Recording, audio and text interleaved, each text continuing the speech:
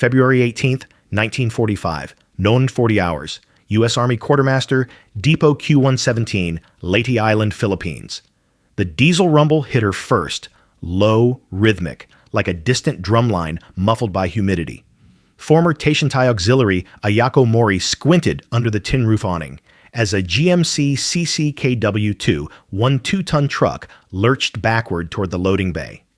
The exhaust carried a sour blend of hot metal, burlap dust, and gasoline, an alien smell after years of bamboo camp kitchens and charcoal smoke. Ayako kept her hands clasped behind her, the way the American sergeant had shown. No sudden movements. Stay visible. She wasn't used to that either, being instructed with politeness instead of barked commands. Sweat trickled down the inside seam of her repurposed herringbone twill shirt, sticking to her ribs. A private in rolled-up sleeves yanked a wooden pallet into alignment using a steel hand truck. A chalked label, Rations, K-Component, Lot 291, scratched against her nerves.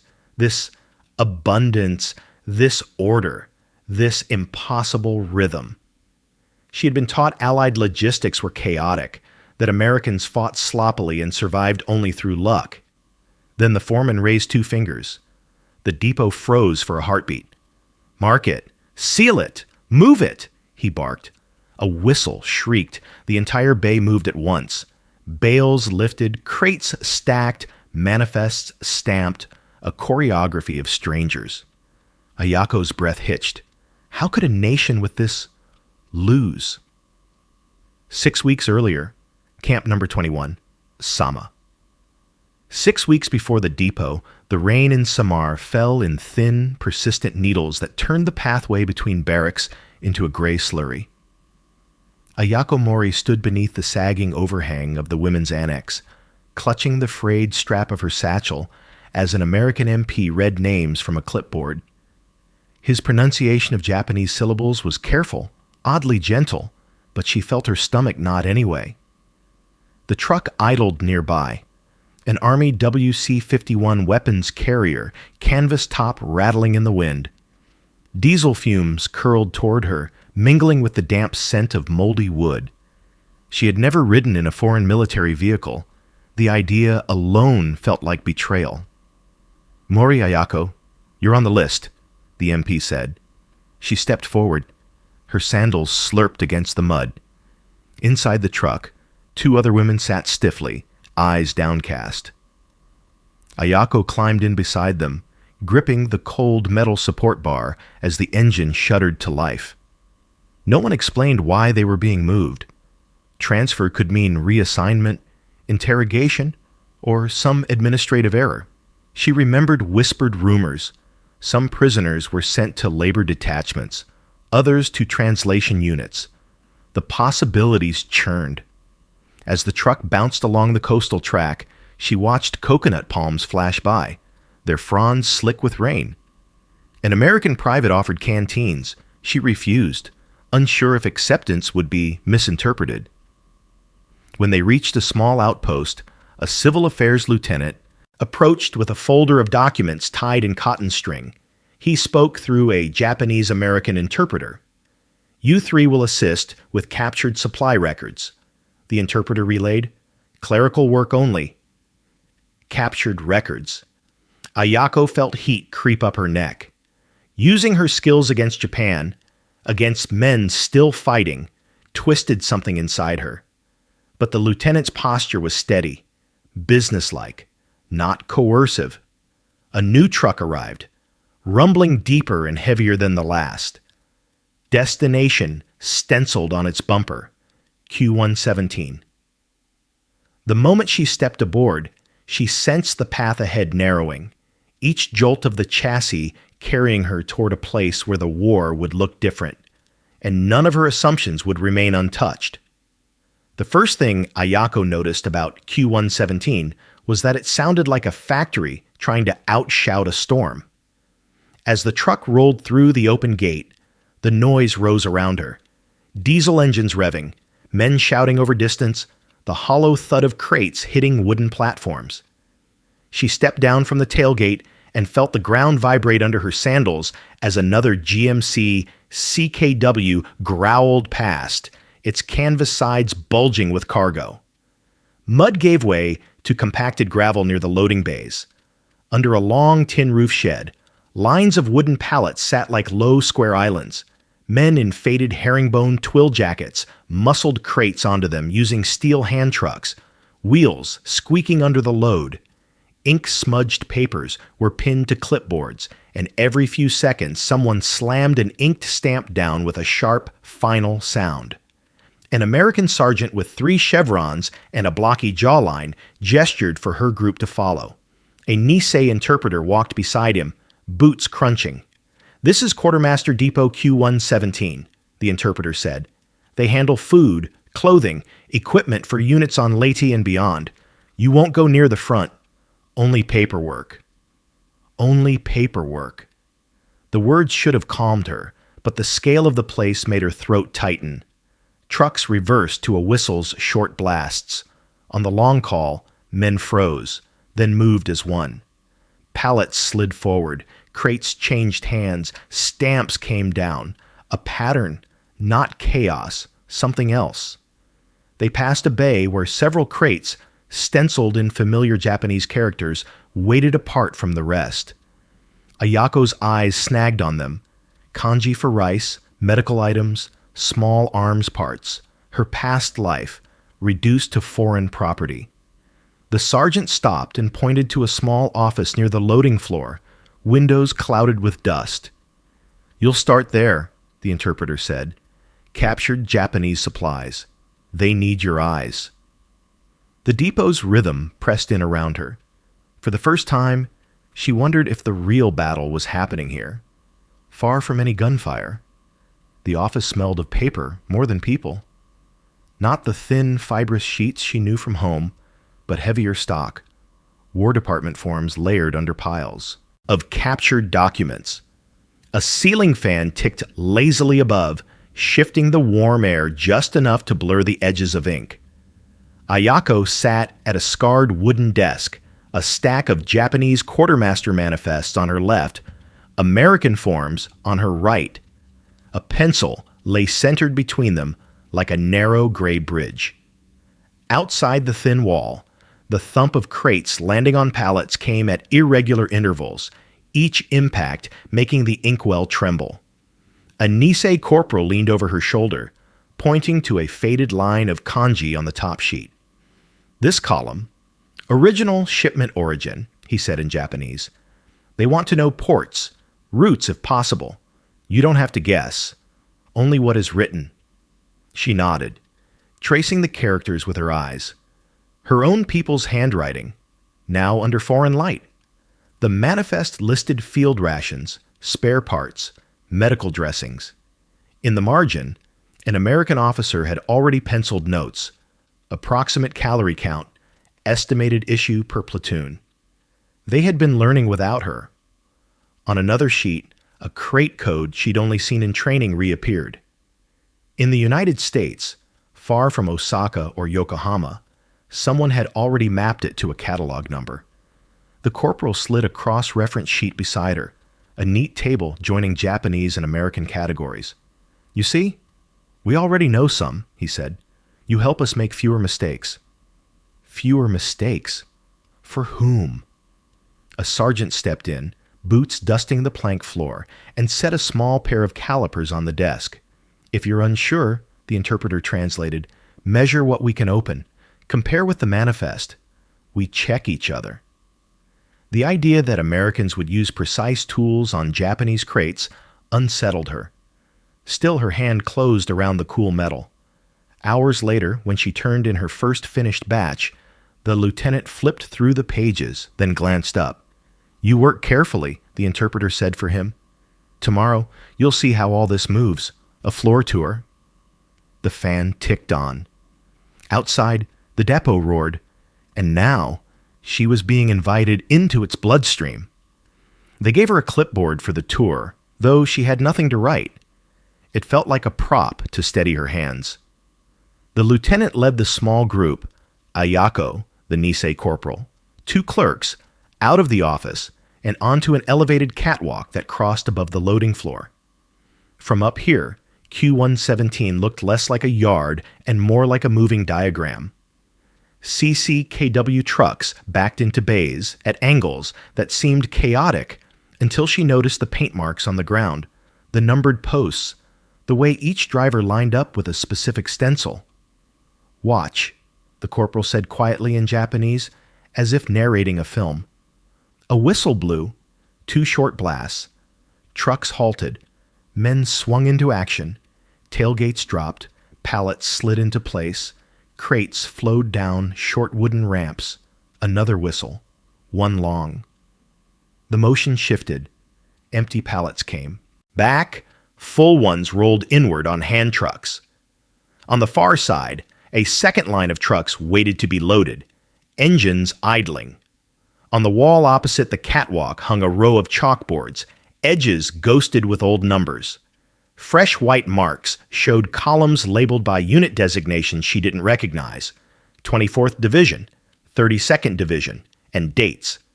Beside each, tonnage figures marched down the board: 45 tons, 63 tons, 72. "They supply several divisions from here," the corporal said. "Food, ammunition, clothing. Each day." She knew what a division required in theory. Seeing the numbers stacked, day after day, clawed at her chest. For every figure on the board, there were soldiers who would not go hungry, guns that would not fall silent. Below, a clerk flipped a convoy timetable, revealing departure hours, convoy numbers, destinations abbreviated into neat codes. Nothing ad hoc.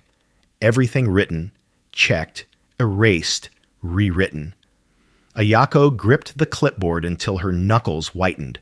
Back home, she had been told Americans were soft, improvised, dependent on luck. But this was a machine made of paper, fuel, and time. "Impressive, is it not?" the lieutenant asked through the interpreter, more as an observation than a boast. She opened her mouth, then closed it. The word she wanted in Japanese, kawaii, frightening, didn't fit the question.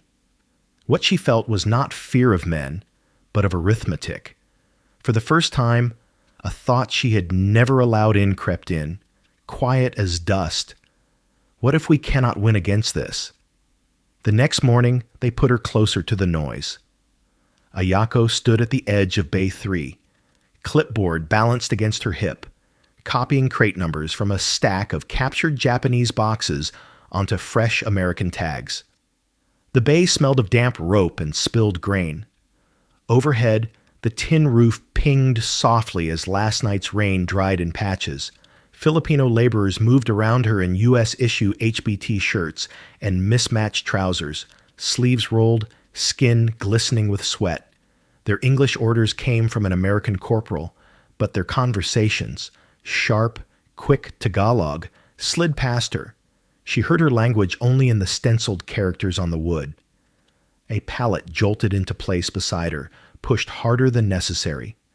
A man about her age, jaw tight, stared at the kanji on the crate, and then at her armband marking her POW status. "You wrote those markings once, maybe," he said, in halting Japanese, surprising her. "For the people who came to my village." His accent clipped the vowels, but the meaning landed clean. Ayako's throat closed. She hadn't been near any village burnings, any roundups, but she'd typed orders, filed requisitions, kept the system neat. Her pencil hovered, useless. She lowered her eyes to the wood grain. "I only did office work," she murmured, hearing how weak it sounded even to herself. The man took a half step closer, weight shifting on the boards. "Office work sent men with rifles," he replied. Before the air could thicken further, a shadow fell between them. A staff sergeant, sleeves rolled, clipboard in hand. "That's enough," he said, voice flat. The Nisei corporal translated, adding nothing. The sergeant looked from the Filipino worker to Ayako, then tapped a posted sheet by the bay entrance. Red Cross inspection rules and depot conduct orders tacked under a thumbtack. "Everyone works. No one touches the prisoners. No one harasses the civilians. That's the rule here. The Filipino man held the stair a heartbeat longer, then grabbed the pallet jack handle and yanked the load forward. As it rolled away, Ayako realized her hands were shaking. The sergeant didn't soften his tone when he turned to her. "Keep your tags straight," the interpreter relayed. "Convoys don't wait because people argue." She nodded, forcing her pencil back to the paper. Around her, the depot's rhythm resumed, but now each thud of a crate sounded like something dropped between her and the world she'd once understood. The depot felt smaller when the schedule tightened. By mid-morning, a new set of trucks had jammed the approach road, engines idling in a low, impatient growl. A chalked note on the bay board read, "Convoy 7. Advanced," the time underlined twice. The whistles shrieked more often now, short, sharp bursts that snapped men into motion. Ayako stood at a narrow table near Bay 2, where routing tags waited in neat stacks. Each stiff card carried a code, unit designation, priority, destination. Her job was simple in theory. Copy crate numbers from manifests, match them to tags, clip them on before the pallets rolled. Simple until the world sped up. A CCKW backed in too fast, its tires spitting gravel. Crates thudded down a ramp onto a pallet right beside her, the top one stenciled in Japanese. Sweat prickled between her shoulder blades. "K-rations mixed," the American clerk called, glancing at his sheet. "That stack goes to 24th Division. Tag them." He slid a small bundle of routing tags toward her. Ayako scanned the kanji on the nearest crate. The characters were faded but unmistakable. Concentrated medical rations, not standard field food. The code aligned with what she'd translated days ago. These were meant for a different unit entirely, closer to a field hospital. She looked at the clerk's form, a tiny pencil smear near the crate line, a transposed digit. One careless mark, and an entire pallet would vanish into the wrong stream. Behind her, a whistle gave 2 quick blasts. "Move!" She could say nothing. Let the mistake stand. Somewhere, American soldiers, the enemy, would wait longer for bandages and medicine. A small tilt on a massive scale. The Filipino worker from yesterday wrestled a pallet jack nearby, eyes sliding past her without expression. The staff sergeant strode along the bay, watching hands, not faces. Ayako's own hands hovered over the tags. The depot's roar pressed in. Whistles, wheels, shouted times. She imagined the chalkboards on the far wall, the tonnage columns, the timetables, all of it depending on numbers being what they claimed to be. Her pencil touched the form. Carefully she corrected the digit, then reached for the proper destination tag and clipped it to the crate. 24th? The clerk asked, half distracted. She looked up, voice steady. "No, this one is for the medical detachment," she said in Japanese, letting the Nisei corporal translate. The manifest was misread. The clerk hesitated, then shrugged, correcting his sheet. The pallet rolled forward, sucked into the depot's current. Ayako watched it go, a knot tightening in her chest. Somewhere beyond the island, men she would never see might open those crates, and never know who had nudged their fate by a single line of graphite. The depot woke earlier on inspection day. By the time Ayako reached the loading floor, men were already tightening straps, sweeping stray nails from the bays, straightening stacks of routing tags on the tables. A new board by the entrance bore chalked names and ranks, quartermaster officers, an inspector from higher headquarters. Beside some convoy numbers, a diagonal line and the word priority cut through the chalk like a blade. Whistles shrilled in short, rehearsed bursts as trucks rolled into place with unusual precision. The noise felt sharper, as if even the engines understood they were being watched. Filipino workers moved with clipped efficiency, eyes flicking to the approaching officers in pressed khaki. Ayako stood where she had been assigned, near Bay 4, clipboard in hand, reviewing manifests already checked twice. Somewhere in the long procession of pallets was the medical stack she had rerouted yesterday. A captain with silver bars on his collar walked the line with an inspection clipboard, flanked by the staff sergeant and the NCO corporal. They stopped at each pallet, check crate numbers, compare tags, mark a clean tick or a curt correction. When they reached the medical load, Ayako recognized the kanji before they did. The captain frowned at the top crate, then glanced at the routing tag. "This was originally marked for 24th, wasn't it?" he asked. The corporal translated the question toward her. Ayako's mouth went dry. She nodded, explaining in Japanese. Faded characters, a misread code, her correction. The corporal relayed it calmly. The captain checked his earlier notes, then let out a short breath. "Good catch," he said. "That would have fouled up a whole chain. Medical can't afford that." The corporal turned to her. "He says you prevented a serious mistake." His tone stayed neutral, but his eyes held something softer. As the pallet rolled away toward the staging area, the Filipino worker from Bay 3 passed close by, hands on a jackhandle. He didn't stop, but his gaze brushed hers, and he gave the smallest of nods, barely more than a twitch. It was not forgiveness, but it was recognition.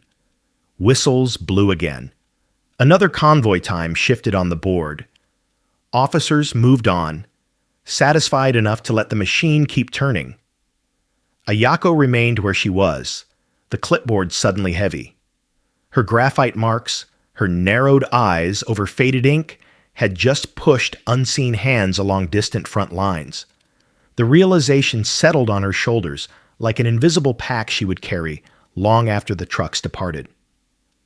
By late February, the depot's rhythm had become a kind of second weather, always there, changing in small degrees. Ayako could tell the time of day by the pitch of the engines outside the office, by when the shadows of the CCKW trucks stretched long across the gravel. That morning, humidity lay over Q117 like a warm, damp sheet. She stepped out from the office to carry a stack of updated manifests to Bay 1. The foreman stood on the loading dock, whistle cord looped around his fingers, cap pushed back. "Ready on the line," he shouted. Diesel rumbled. A truck backed in, tires crunching over the packed surface. Ayako paused under the awning, the same spot where she had first felt the depot roar around her, and watched as a pallet slid into place. Bales were lifted, crates rotated and stacked. The air smelled of exhaust, burlap, and the faint metallic tang of spilled fuel. The foreman raised 2 fingers. For a heartbeat, everything held. "Mark it! Seal it! Move it!" he barked. The whistle shrieked. Men surged into motion. A clerk slapped manifest tags onto the pallet. Another worker drove a hand truck beneath, wheels squealing as it rolled forward. From her vantage point, the scene looked almost identical to the first time she'd seen it. Same gestures, same rhythm. Only she was different. The medical shipment she had corrected days ago was gone now, somewhere in the chain of islands and sea lanes. She would never know if the crates arrived in time, if bandages were unrolled in hurried tent hospitals because of a digit she'd changed. The war would not pause to inform a prisoner of clerical outcomes. The NCO corporal approached, nodding toward the papers in her hands. "They want you to keep working on the captured manifests," he said. New crates came in from another island. Same system. Ayako looked down at the familiar Japanese characters on the top form, then back at the depot floor, where American and Filipino hands moved in practiced arcs. "All right," she said softly. "I will." She did not think of it as helping an enemy or betraying her own. Not anymore. It was ink on paper, numbers aligned with destinations, food and medicine following paths that men in uniforms had drawn long before she arrived. The war, she realized, was not only fought where bullets flew. It was here too, in pallets and whistles, in quiet decisions made by people like her, standing in the shade of tin roofs, holding a pencil that could bend the line of a convoy by a fraction of an inch. And in that narrow space between the crate and its destination, she found the only kind of control left to her: to see clearly and to write the truth of what was in front of her, even if no one ever knew her name.